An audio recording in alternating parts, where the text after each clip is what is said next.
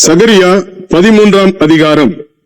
அந்நாளிலே பாவத்தையும் அழுக்கையும் நீக்க தாவீதின் குடும்பத்தாருக்கும் எருசலேமின் குடிகளுக்கும் திறக்கப்பட்ட ஒரு ஊற்று உண்டாயிருக்கும்.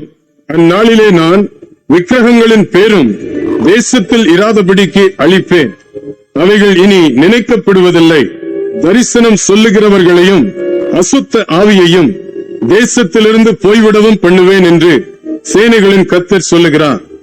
இனி ஒருவன் தரிசனம் சொன்னால் அவனை பெற்ற அவன் தகப்பனும் அவன் தாயும் அவனை நோக்கி, நீ கர்த்தருடைய நாமத்தை கொண்டு பொய் பேசுகிறபடியால் நீ உயிரோடு இருக்கப்படாது என்று சொல்லி அவனை பெற்ற அவன் தகப்பனும் அவன் தாயும் அவன் தரிசனம் சொல்லும் போது அவனை குத்தி போடுவார்கள்.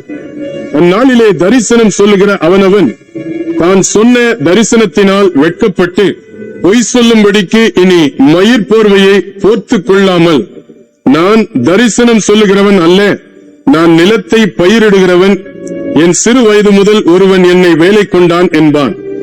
அப்பொழுது ஒருவன் அவனை நோக்கி, உன் கைகளில் இருக்கிற இந்த வடுக்கள் ஏதென்று கேட்டால், என் சிநேகிதரின் வீட்டிலே காயப்பட்டதினால் உண்டானவைகள் என்பான்.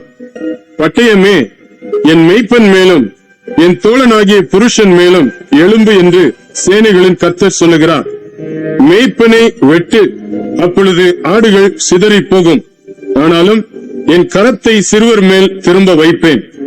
தேசமெங்கும் சம்பவிக்கும் காரியம் என்னவென்றால், அதில் இருக்கிற 2 பங்கு மனுஷர் சங்கரிக்கப்பட்டு மாண்டு போவார்கள்.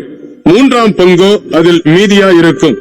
அந்த 3ஆம் பங்கை நான் அக்கினிக்குட்பட பண்ணி, வெள்ளியை உருக்குகிறது போல அவர்களை உருக்கி, பொன்னை புடமிடுகிறது போல அவர்களை புடமிடுவேன்.